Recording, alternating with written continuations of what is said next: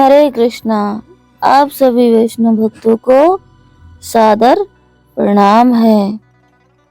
मोक्षदा एकादशी मार्गशीर्ष माह के शुक्ल पक्ष में आने वाली इस एकादशी को मोक्षदा एकादशी कहा जाता है। यह व्रत मोक्ष देने वाला है तथा चिंतामणि के समान है। सब मनोकामनाएं पूर्ण करने वाला है, जिससे आप अपने पूर्वजों के दुखों को खत्म कर सकते हैं। तो मोक्षदा एकादशी कब आती है? मार्गशीर्ष माह के शुक्ल पक्ष में यह एकादशी आती है। तो मोक्षदा एकादशी है जो सभी मनोकामनाओं को पूर्ण करती है और जो पितृगण हैं उनके दुखों से छुटकारा मिलता है। यदि कोई एक बार मोक्षदा एकादशी व्रत रख लेता है तो उसके सारे पाप खत्म हो जाते हैं और उनके पितरों को भी तर्पण मिल जाता है। तो मोक्षदा एकादशी बहुत विशेष है। विशेष इसलिए है क्योंकि इस दिन भगवान श्री कृष्ण ने अर्जुन को गीता का ज्ञान दिया था। तो इस दिन गीता जयंती भी मनाते हैं। तो गीता जयंती पर आप सभी लोग भगवत गीता पढ़ सकते हैं और वितरण भी कर सकते हैं। जिनको भी गीता चाहिए वो मुझे मैसेज कर सकते हैं, कमेंट कर सकते हैं। मोक्षदा एकादशी का महत्व।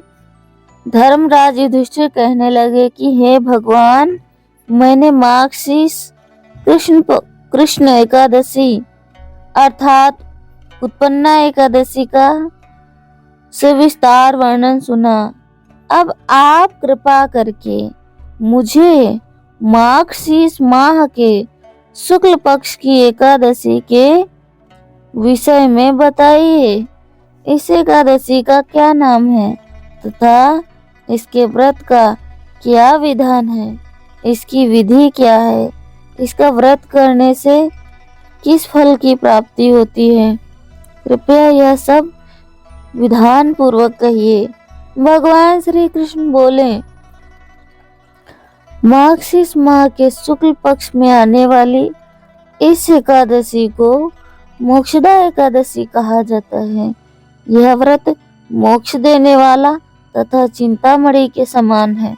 सब मनोकामनाएं पूर्ण करने वाला है, जिससे आप अपने पूर्वजों के दुखों को कम कर सकते हैं, खत्म कर सकते हैं। इसका महात्म्य मैं तुमसे कहता हूँ। हे अर्जुन, हे युधिष्ठिर, आप ध्यान पूर्वक सुनो। मोक्षदा एकादशी व्रत कथा। गोकुल नाम के नगर में वैखानस नामक राजा राज्य करता था। उसके राज्य में चारों वेदों के ज्ञाता ब्राह्मण थे। वह राजा अपनी प्रजा का पुत्रवत पालन करता था। एक बार रात्रि में राजा ने एक स्वप्न देखा कि उनके पिता नरक में हैं। उसे बड़ा आश्चर्य हुआ।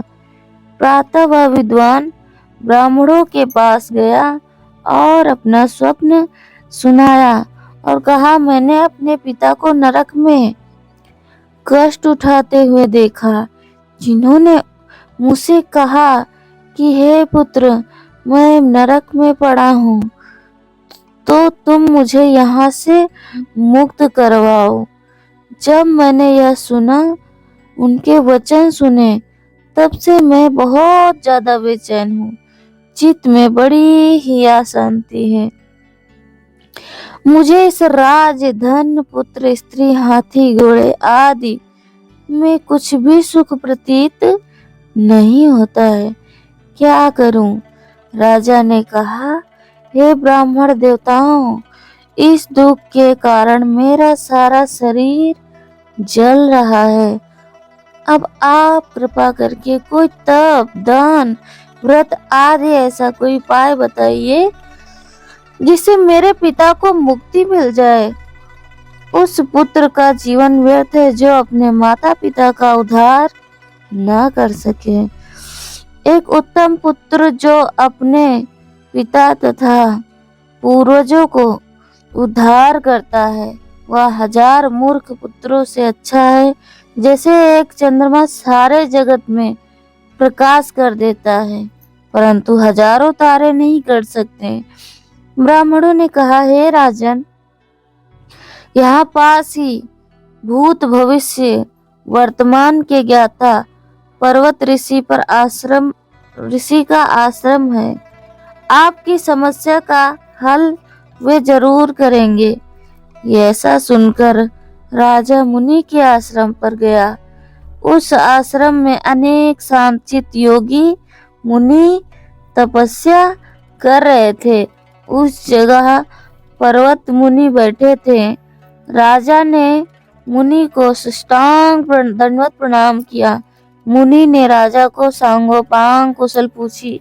राजा ने कहा, महाराज, आपकी कृपा से मेरे राज्य में सब कुशल है, लेकिन अकस्मात मेरे चित्त में अत्यंत अशांति होने लगी है। ऐसा सुनकर पर्वत मुनि ने आंखें बंद की और भूत विचारने लगे।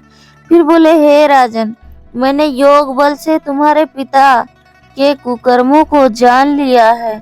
उन्होंने पूर्व जन्म में कामातुर होकर एक पत्नी को रति दी, किंतु सौत के कहने पर दूसरे पत्नी को ऋतुदान मांगने पर भी नहीं दिया।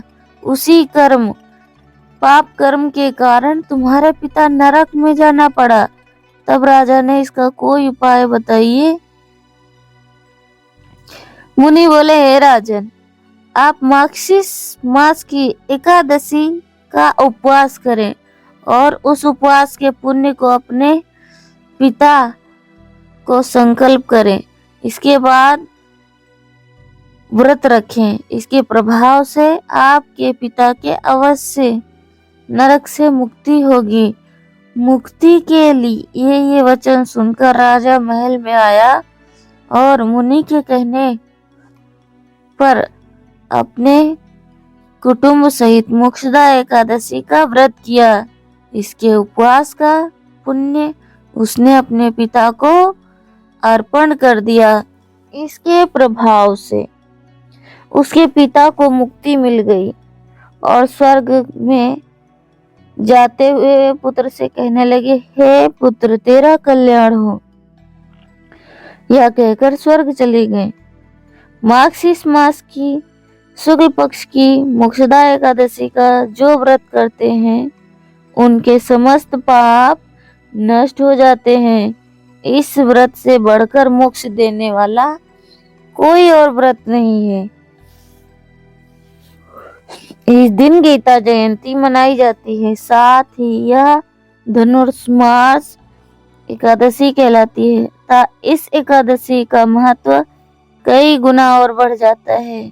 इस दिन गीता का पाठ अनुष्ठान करें तथा प्रतिदिन थोड़ी देर गीता अवश्य पढ़ें। तो भगवान श्री कृष्ण ने गीता के 18वें अध्याय के 66वें श्लोक में कहा है कि सर्वधर्मान् परित्यज्य मामेव एकं शरणं व्रज अहं त्वं सर्वपापेभ्यो मोक्षयिष्यामि मा शुचः।